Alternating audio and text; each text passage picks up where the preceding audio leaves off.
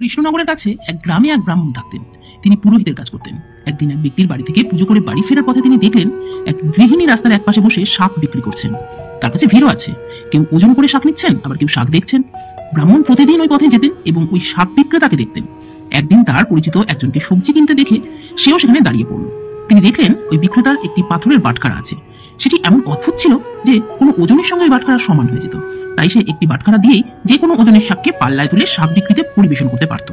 ব্রাহ্মণ এটি দেখে খুব অবাক হলেন। সে ওই মহিলাকে জিজ্ঞেস করলো, এই এক পাথরের ওজন দিয়ে তুমি কিভাবে সবাইকে বিভিন্ন ওজনের শাককে পরিবেশন করো? সবাই কি সঠিকভাবে ওজন পেয়ে থাকে? ব্রাহ্মণের পরিচিত ওই ব্যক্তি বললেন, হ্যাঁ ব্রাহ্মণ মশাই, এটা খুব বিস্ময়ের বিষয়। অনেকবার আমরা এই জায়গা থেকে শাকসবজি কিনে অন্য জায়গায় ওজন করে দেখেছি, যেখানে সম্পূর্ণ ওজন সঠিক পাওয়া গেছে। পণ্ডিতজি কিছুক্ষণ থেমে ওই মহিলাকে বললেন, মেয়ে, তুমি কি আমাকে এই পাথরটি দেবে? মহিলাটি বলল, না বাবাজি, আমি দিতে পারবো না। আমি অনেক কষ্টে এটি অর্জন করেছি। আমার দ্বারা একবার একটি বাটখারা নষ্ট হয়ে গেলে বাড়িতে মা ও বড় ভাই আমাকে খুব মারধর করে। এই তো বছর 3 আগে আমি ওই বাটখারা হারিয়েছিলাম। সেদিন আমি বাড়িতে ফিরে গেলে আমার বড় ভাই শুনে আমাকে খুব মারধর করে। আমি এরপর কাঁদতে কাঁদতে দূরের দিঘির ঘাটে জলে পা দিয়ে বসে মনে মনে ভগবানকে ডাকতে লাগলাম। ঠিক তখনই এই পাথরটা আমার পায়ে আঘাত করে। আমি তা তুলে নিয়ে ঠাকুরকে বললাম, হে প্রভু, আমি ঠিক ওজন করতে জানি না, দয়া করে আমাকে এমন কিছু অনুগ্রহ করুন যাতে এটির দ্বারা যে কোনো পরিমাণকে সমান ওজন করা যায়। এই তো তারপর থেকে আমি এটিকে সঙ্গে রেখেছি। এখন আর আমার আলাদা বাটখারা লাগে না, এর দ্বারাই সব কাজ হয়ে যায়। এই কথা শুনে ব্রাহ্মণ বললেন, আমি তোমাকে অনেক টাকা দেবো, কিন্তু তুমি যদি এটি দিয়ে দাও। সে বলল, কত টাকা দেবে তুমি? আমাকে তুমি প্রভুর কাছে বৃন্দাবনে যাওয়ার সমস্ত খরচ দেবে কি? সবাই যে বৃন্দাবন যেতে চায়, আমিও যেতে চাই, কিন্তু যেতে পারিনি। ব্রাহ্মণ বললেন, ঠিক আছে মেয়ে, তাই হবে। এবার বলো, এই পাথরটা তুমি কোথায় রাখো? শাকওয়ালি গৃহিণী বলল, এই ঝুড়িতেই রাখি বাবাজি। আর বা কোথায় রাখবো বলো? ব্রাহ্মণ জিজ্ঞেস করলো, তোমাকে পুরো কত দাম দিতে হবে? শাকওয়ালি বলল, পুরো 1000 টাকা চাই। এই কথা শুনে ব্রাহ্মণ ঘরে ফিরে চুপচাপ বসে রইল। ব্রাহ্মণের স্ত্রী তার স্বামীকে জিজ্ঞেস করলো, এত মন খারাপ করে বসে আছো কেন? আজ খুব দেরি হয়ে গেছে, এবার খাবে চলো। ব্রাহ্মণ বলল, আজ আমার খাবার খেতে ইচ্ছে করছে না, আমার যে 1000 টাকার খুব দরকার। ব্রাহ্মণের স্ত্রী জিজ্ঞেস করলেন, ইয়ার এমন কি ব্যাপার? তুমি তো আমার গয়না তৈরি করে দিয়েছিলে, নির্দিষ্ট কোনো দরকার হলে এটাই না হয় নিয়ে যান, যদি এতে সেই কাজ হয়ে যায় তবে কোনো সমস্যা নেই। এই বলে ব্রাহ্মণের স্ত্রী তার গয়না নিয়ে এসে ব্রাহ্মণকে দিয়ে দিল। ব্রাহ্মণ গয়না বিক্রি করে টাকা সংগ্রহ করলো এবং পরদিন সকালে ওই শাকওয়ালির কাছে গিয়ে টাকা গুনে বিনিময়ে পাথরটা নিয়ে নিল। আর সেই শাকওয়ালিও খুশি হয়ে বৃন্দাবনের যাওয়ার আশায় তাকে দিয়ে দিল। এবার ব্রাহ্মণ গঙ্গার কাছে গিয়ে ভালো করে ওই পাথরটি ধুয়ে আর নিজের স্নান সেরে সে বাড়ি ফিরছিল। এমন সময় ব্রাহ্মণের স্ত্রী বাড়িতে কাজ করছিলেন। পেছন থেকে একটি ছোট্ট বালক গিয়ে ব্রাহ্মণের স্ত্রীকে বলল, আরে ব্রাহ্মণের স্ত্রী, ঠাকুর যে আজ তোমার বাড়িতে আসছে, ব্রাহ্মণ যে সঙ্গে করে নিয়ে আসছেন, তাই পুরো বাড়িটা ঠিক মতন পরিষ্কার করে রাখো। সহজ সরল মনের ব্রাহ্মণের স্ত্রী এই কথা শুনে ঘর পরিষ্কার করে তাতে পূজার সামগ্রী সাজিয়ে রাখলেন। ব্রাহ্মণ এসে দেখে অবাক হয়ে যান। ব্রাহ্মণীকে ব্রাহ্মণ জিজ্ঞেস করতে এসে বলল, একটা ছোট্ট ছেলে এসে আমাকে এই কথা বললো, তুমি নাকি ঠাকুর নিয়ে আসছো? ব্রাহ্মণ এই কথা শুনে আরো অবাক হলেন। এবার ব্রাহ্মণ শিলাটিকে সিংহাসনে রেখে পুজো করলেন। রাতের স্বপ্নে ভগবান বললেন, আরে ব্রাহ্মণ, তুমি তাড়াতাড়ি ওই পাথরকে তার জায়গায় ফিরিয়ে দাও, না হলে এটা তোমার কোনো উপকার না করে এটা তোমাকে ধ্বংসের দিকে নিয়ে যাবে। ব্রাহ্মণ বললেন, যাই ঘটুক না কেন, আমি এই পাথর ফিরিয়ে দেবো না। ব্রাহ্মণ ঘরে যা কিছু পাতা ও ফুল পাওয়া যেত তা দিয়ে পুজো করতে লাগলেন। 2-4 দিন পর ভগবান আবার স্বপ্নে বললেন, আমাকে আমার জায়গায় ফিরিয়ে দাও, নইলে তোমার ছেলে খুব শীঘ্রই মারা যাবে। ব্রাহ্মণ বললেন, আমার ছেলেকে মরতে দাও, কিন্তু তবুও আমি তোমাকে ছেড়ে দেবো না। এবার ব্রাহ্মণের একমাত্র ছেলে কিছুদিন পরে কলেরা রোগে মারা যায়। এরপর 1 মাসও কাটেনি। কিছুদিন পর আবার স্বপ্ন এলো আর বলল, এখনো সময় আছে, আমাকে ফিরিয়ে দাও, নইলে তোমার মেয়ে মারা যাবে। সংকল্পিত ব্রাহ্মণ পূর্বের মতনই উত্তর দিল, মেয়ে মারা যায় যাক, তবুও আমি তোমাকে ছাড়বো না। কিছুদিন পর মেয়েটি জ্বরে মারা যায়।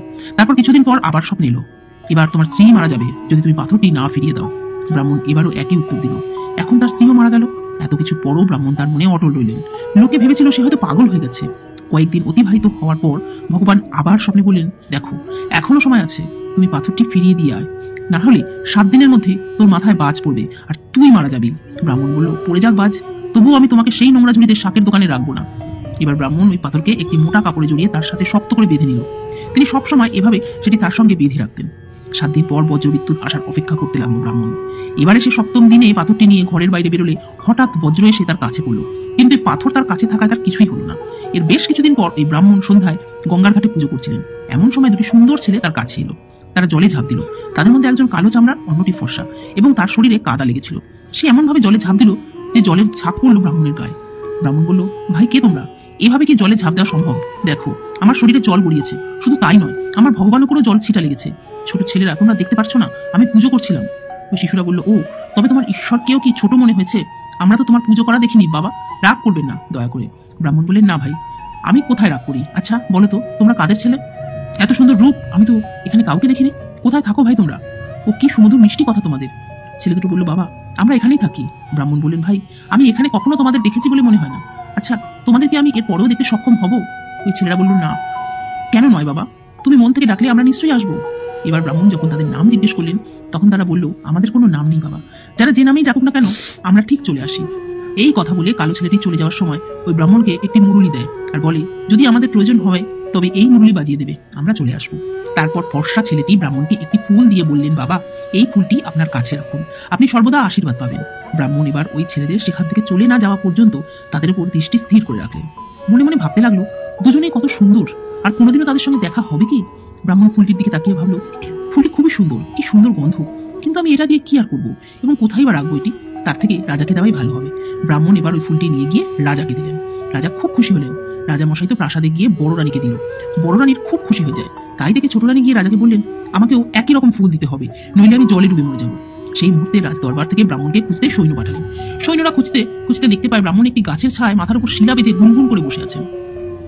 তারা ব্রাহ্মণকে ধরে তাদের রাজার কাছে নিয়ে গেলেন। রাজা বললেন, ব্রাহ্মণ মশাই, আমার যেরকম আরো একটা ফুল দরকার।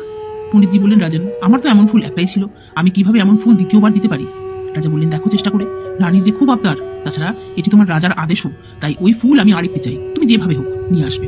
ব্রাহ্মণ এবার সমস্যায় পড়লেন। সেই ফুলটা কেবল সেই ছেলেটিই দিতে পারে। তাই সে ওই ছেলেদের খোঁজে বের হলো। হঠাৎ তার মনে পড়ে গেল মুরলির কথাটা। তিনি আপন মনে বাঁশি বাজালেন, কিন্তু তারা এলো না। এবার ব্রাহ্মণ ভক্তির সঙ্গে ওই ছেলে দুটিকে মনে করে মুরলি বাজাতে লাগলেন। ঠিক সেই মুহূর্তে হাজির হলেন গৌর ও শ্যাম। ব্রাহ্মণ তাদের রূপের মধুরীতে মত্ত হয়ে ওঠে। আর কিছুক্ষণ পর বললেন, ভাই, এরকম আরো একটা ফুল যে আমার দরকার। তোমার দেওয়া ফুলটি আমি যে রাজাকে দিয়েছি, রাজা আরো একটি অনুরূপ ফুল চেয়েছেন। গৌর বর্ণের ছেলেটি বলল, ওই ফুল তো আর আমাদের কাছে নেই, কিন্তু একটি উপায় আছে, আমরা তোমাকে ওই বাগিচার জায়গায় নিয়ে যাব, যেখানে এমন ফুলের বাগান রয়েছে, তবে তুমি চোখ বন্ধ করো। ব্রাহ্মণ এবার চোখ বন্ধ করলেন। ছেলেগুলো তার হাত ধরে না জানি কোন জায়গার কথা বলে অজানা এক জায়গায় নিয়ে যায়। ওই জায়গায় পৌঁছে ব্রাহ্মণ চোখ খুললেন এবং ওই জগৎ দেখে মুগ্ধ হলেন। এটি তো খুবই সুন্দর জায়গা, যেখানে চারপাশে সুন্দর গাছ লতা ইত্যাদি রয়েছে, আর ফুলের মিষ্টি গন্ধে শোভা পাচ্ছে। বাগানের মাঝখানে একটি বড় সুন্দর প্রাসাদ রয়েছে। ব্রাহ্মণ হঠাৎ দেখলেন ওই শিশুরা নিখোঁজ। সে এবার সাহস নিয়ে এগিয়ে গেল। প্রাসাদের ভেতরে গিয়ে চারিদিক থেকে দেখে একটি খুব সুন্দর এবং সুসজ্জিত জায়গা, মাঝখানে ঐশ্বরিক রত্নগুলো দ্বারা গড়া একটি সিংহাসন রয়েছে, কিন্তু সিংহাসন খালি। ব্রাহ্মণ সেই স্থানটিকে মন্দির মনে করে তাকে নমস্কার করলেন। হঠাৎ বাধা পাথরটা আলগা হয়ে পড়ল। পণ্ডিত হাত দিয়ে তা তুলতে গেলে শিলাটি ফেটে যায় এবং তা থেকে ভগবান লক্ষ্মী আর নারায়ণ আবির্ভূত হন এবং ওই শূন্য সিংহাসনে বসেন। ভগবান নারায়ণ এবার মুচকি হেসে ব্রাহ্মণকে বললেন, আমরা তোমাকে কত কষ্ট দিয়েছি, কিন্তু আপনি অটল থেকেছেন। কষ্ট পেয়েও তুমি আমাদের ছেড়ে যাওনি, আমাদের ধরে রেখেছো। তাই তোমায় এই শরীর আমরা নিয়ে এসেছি, যে তাদের স্ত্রী পুত্র গৃহ শিক্ষক জীবন সম্পদ ইহকাল ও পরকাল ত্যাগ করে আমাদের আশ্রয় এসেছেন, তাদের আমরা কিভাবে পরিত্যাগ করবো? ওহে মানব, এই দেখো, এ তোমার স্ত্রী, এ তোমার মেয়ে আর তোমার ছেলে, ওরাও তোমাকে সালাম করছে। তোমার দৃঢ় সংকল্পে তোমরা সবাই আমাকে প্রাপ্ত করেছো, এই জন্য তোমার পুরো পরিবার মুক্তি লাভ করেছে। ব্রাহ্মণ এবার চুপ হয়ে দাঁড়িয়ে রইল আর ভগবানের প্রসন্নতে মাথা নত করলেন। সত্যি কলিযুগে আজও ভগবানকে পাওয়া সম্ভব, শুধু মনে সৎ চিন্তা ভক্তি থাকা দরকার। জয় শ্রীকৃষ্ণ।